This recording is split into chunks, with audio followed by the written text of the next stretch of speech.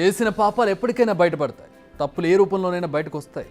ఇప్పుడు phone tapping పుట్ట బద్దలైంది. అంత సీక్రెట్గా చేశామని వాళ్ళు అనుకున్నారు. సీన్ కట్ చేస్తే అంతా ఓపెన్ అయిపోయింది. దాయడానికి దాచుకోవడానికి ఏమీ లేదు.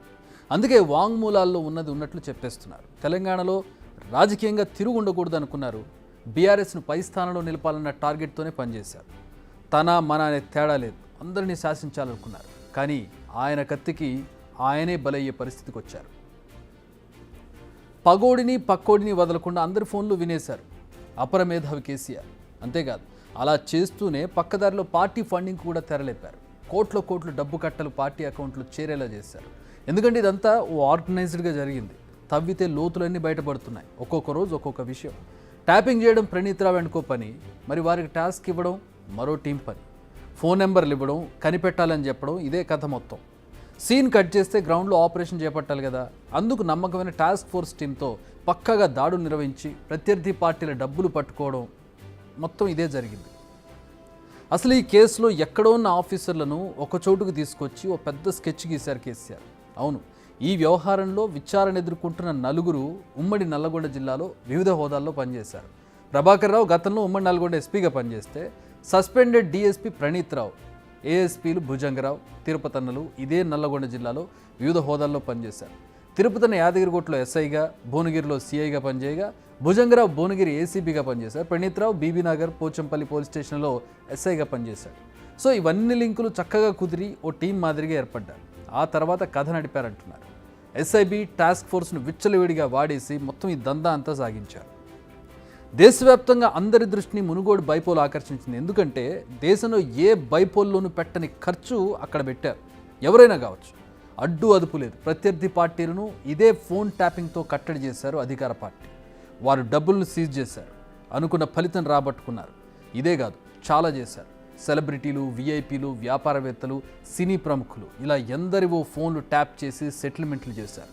కొన్ని సందర్భాల్లో డబ్బులు వసూలు చేశారు. ఏంటి, ఈ ఫోన్ కాల్స్ విని, ఈ ఫోన్ కాల్లో ఉన్నటువంటి రహస్యాలను విని వాళ్ళకి చెప్పి వాళ్ళని బ్లాక్మెయిల్ చేసి వాళ్ళ నుంచి డబ్బులు వసూలు చేశారు. సివిల్ తగాదాలను సెటిల్ చేశారు. ఓవైపు వాంగ్మూలాల్లో ఇంత తీవ్రమైన అంశాలు వెలుగులోకి వస్తూ ఉంటే మాజీ సీఎం కేసీఆర్ మాత్రం అదో టాపిక్గా అని సింపుల్గా కొట్టిపారేస్తున్నారు. అసలు ఫోన్ ట్యాపింగ్ ఏదైనా మీకు పిచ్చి పట్టుకున్నది కానీ ముఖ్యమంత్రికి ఫోన్ ట్యాపింగ్ ఏమైనా సంబంధం ఉంటారా? రాహుల్, ఇంత పెద్ద సీనియర్ లీడరు. ముఖ్యమంత్రి gets reports from the intelligence department. వాడు ఎట్లా తీసుకొచ్చిన రిపోర్ట్ మాకెట్లా తెలుస్తుంది? నాకు అర్థం కాదు. వాడు ట్యాపింగ్ చేసిండా, టూపింగ్ చేసిండా, డబ్బులు ఇచ్చిండా, ఇంకేదైనా రహస్య వ్యవస్థ పెట్టుకున్నా మాకు ఎందుకు తెలుస్తుంది? అదో ఇష్యూ అవా ఇంత సిల్లి? ఆ గవర్నమెంట్ ఎంత సిల్లి ఉన్నదో మీరు కూడా అట్లా తయారైపోయిన పూర్తిగా. What is that non sense? నాకు అర్థం కదా. ఫోన్ ట్యాపింగ్ అది పెద్ద ఫినాయిల్ పెట్టి నోలు కట్టుకునే పరిస్థితి తెస్తా ఉన్నారు. అంతా చట్టవిరుద్ధమని తెలుసు, అయినా సరే చేశామని నిందితులే ఒప్పుకుంటున్న పరిస్థితి. ఫోన్ ట్యాపింగ్ సమాచారం ఆధారంగా టాస్క్ ఫోర్స్ డీసీపీ హోదాలోని రాధాకిషన్ రావు ఆధ్వర్యంలో తనిఖీలు నిర్వహించి వివిధ కంపెనీలకు చెందిన డబ్బుతో పాటు ప్రతిపక్ష పార్టీల డబ్బును కూడా సీజ్ చేయించిన విషయాలు వెలుగులోకి వస్తున్నాయి. ఇటీవల అసెంబ్లీ ఎన్నికల టైంలో పోలీస్ తనిఖీల్లో దాదాపు 350 కోట్ల రూపాయల క్యాష్ సీజ్ చేశారు. ఇందులో ఎక్కువ మొత్తం హవాలాకు సంబంధించింది. 300 కిలోల బంగారం, 1000 కిలోల వెండి కూడా స్వాధీనం చేసుకున్నారు. హవాలా రూట్లో వెళ్లే వారినే ప్రణీత్ రావు టీం టార్గెట్గా చేసుకుందని పోలీసులు అనుమానించారు. హవాలా డబ్బు విషయంలో ఎవరూ ఫిర్యాదు చేయరని భావించడమే ఇందుకు కారణంగా చెబుతున్నారు. అది ఎవరు వాడుకున్నా కూడా హవాలా డబ్బుకు సంబంధించి ఫిర్యాదు చేయరు, ఎందుకంటే అది ఇల్లీగల్ సొమ్ము. ఒక్కసారి రుచి మరిగితే అంతే సంగతి. ఎన్నికల వేళ డబ్బు కదలికలపై నిఘా పెట్టి ప్రత్యర్థి పార్టీల నాయకుల డబ్బును సీజ్ చేయించడం మెయిన్ టార్గెట్గా పనిచేశారు. 2018 ఎన్నికల్లో తెలుగుదేశం అభ్యర్థికి చెందినవిగా చెబుతున్న 70 లక్షల రూపాయలు స్వాధీనం చేసుకున్నారు. 2020 దుబ్బాక ఉప ఎన్నిక సమయంలో రఘునందన్ రావుకు పరిచయస్తులపై నిఘా ద్వారా సిద్దిపేటలో ఒక చిట్ ఫండ్ కంపెనీ యజమాని నుంచి ₹1 కోటి స్వాధీనం చేసుకున్నారు. అటు 2022 మునుగోడు బైపోల్ టైంలో కోమటిరెడ్డి వెంకటరెడ్డి పరిచయస్తులపై నిఘా పెట్టి సుమారు ₹3.5 కోట్ల స్వాధీనం చేసుకున్న విషయాలు ఇప్పుడు వెలుగు చూశాయి.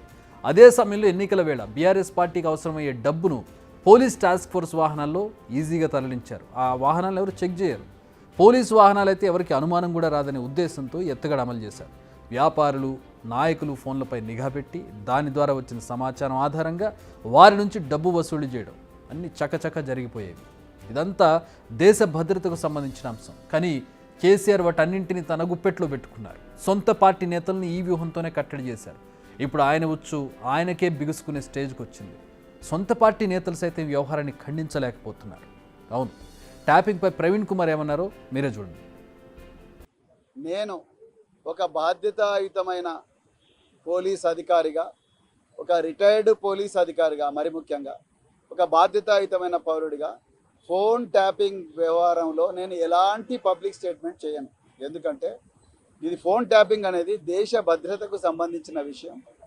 ఒకవేళ ఎవరైనా ఈ ఫోన్ ట్యాపింగ్లో తప్పులు, అంటే ఫోన్ ట్యాపింగ్ అనే టెక్నాలజీని కానీ ఆ ప్రొసీజర్ని కానీ వాడుకొని మరి వాళ్ళ స్వార్థ ప్రయోజనాల కోసం వాడుకొని ఉంటే వాళ్ళు తప్పకుండా చట్టపరంగా శిక్షార్హులే. అంతే తప్ప నేను ఒక బాధ్యత గల ఒక సీనియర్ రిటైర్డ్ పోలీస్ అధికారిగా, అదేవిధంగా ఒక బాధ్యతాయుతమైన రాజకీయ నాయకుడిగా నేను దేశ భద్రతకు సంబంధించిన ఈ వ్యవహారంలో ఎలాంటి కామెంట్ చేయాలని అనుకోవడం లేదు. ఒకవేళ ఎవరైనా తప్పు చేసి ఉంటే తప్పకుండా వాళ్ళను చట్ట ప్రకారంగా శిక్షించాలి, బరాబర్ శిక్షించాలి. అట్ ది సేమ్ టైం దీన్ని రాజకీయ ప్రయోజనాల కోసం వాడుకోకండి. నేను మళ్ళీ రిపీట్ చేస్తున్నా, రాజకీయ ప్రయోజనాలకు వాడుకోకండి. దేశ భద్రతకు సంబంధించిన విషయం.